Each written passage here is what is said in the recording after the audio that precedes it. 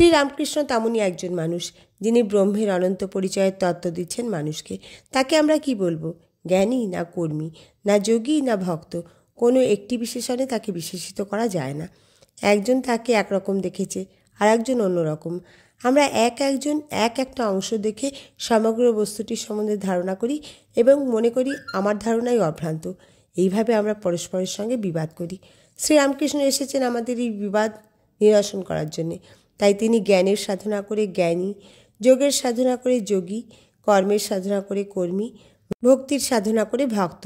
এত প্রকার বৈচিত্র্য তার ভিতরে। বাইবেলে যীশুখ্রিস্ট সূত্রাকারে বলেছেন, my father's house has got many mansions. ভগবানের স্বরূপে বহু বৈচিত্র্য আছে। উপনিষদেও এইরকমই আছে। সর্বাসাম্পাং সমুদ্র একায়নম। সমুদ্র হলো সমস্ত জলরাশির একমাত্র গতি। শ্রীকৃষ্ণ গীতায় বলেছেন, যে যথা মাং প্রপদন্তে তাং তথৈব ভজামহম মম বর্তানুবর্তন্তে মনুষ্যা পার্থ সর্বস্ব।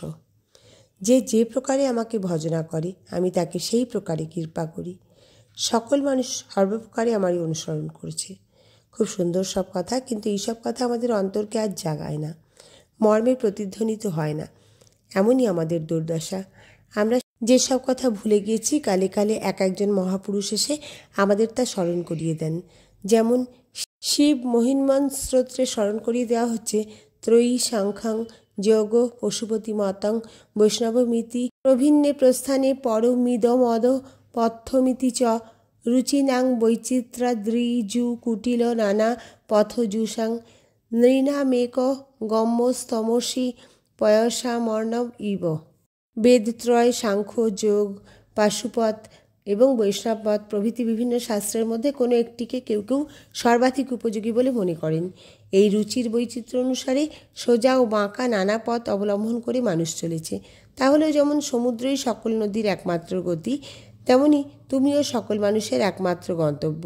বর্তমানকালে শ্রীরামকৃষ্ণ এসে বললেন, যত মত তত পথ।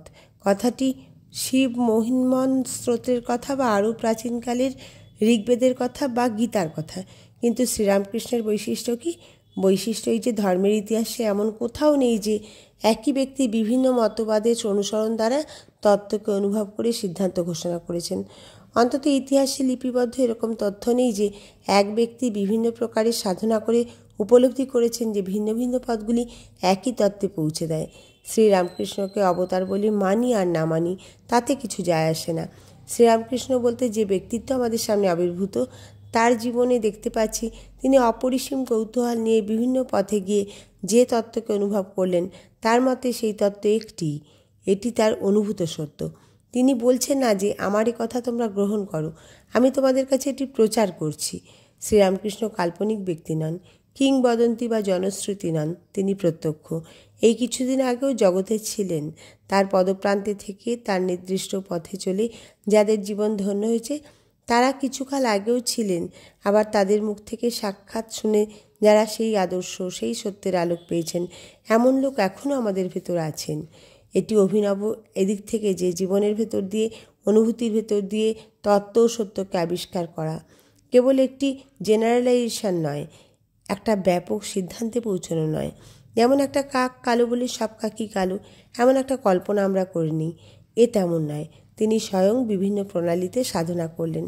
এক একটি মতকে অনুসরণ করে তিনি শেষ পর্যন্ত একই সত্যে পৌঁছলেন দেখে তার এই সিদ্ধান্ত দৃঢ় হলো। তাহলে এই সত্যকে অনুসরণ করা কি যুগধর্ম? হ্যাঁ, একে যুগধর্ম বলা যায়। যুগধর্ম বলতে এখানে যে ধর্মটি সীমিত হয়ে যাচ্ছে তা নয়। শ্রীরামকৃষ্ণ থেকে যদি যুগকে আরম্ভ করি তাহলে বলবো শ্রীরামকৃষ্ণ যুগের ধর্ম এই যে সকল ধর্মকে শুধু সহ্য করা নয়, সকল ধর্মের প্রতি সমভাবে শ্রদ্ধাশীলও হওয়া। তিনি আমাদের মনের দুর্বলতা জানেন, তাই বলেছেন যে তুমি যখন অপরের মতকে সমালোচনা করো, তখন তুমি কি সেই মতগুলো নিয়ে সাধনা করে কোনো সিদ্ধান্তে পৌঁছতে পেরেছ? যদি না পেতে থাকো, তো অজ্ঞাত বস্তু নিয়ে সমালোচনা করার অধিকার তোমার নেই। সেক্ষেত্রে তোমার বিশ্বাস আছে কি নেই তুমি এইটুকুই মাত্র বলতে পারো। নিজ মতে অটল শ্রদ্ধা না থাকলে সাধনা করে এগোনো যায় না। সুতরাং নিজের মতে যতদূর সম্ভব শ্রদ্ধা সম্পন্ন হও, কিন্তু অপরের মত সম্পর্কে কোনো অশ্রদ্ধেয় মন্তব্য করো না। কারণ তুমি সেগুলি তো পরীক্ষা করে দেখোনি। যে খাদ্যবস্তুটিকে পুষ্টিকর বলে গ্রহণ করি,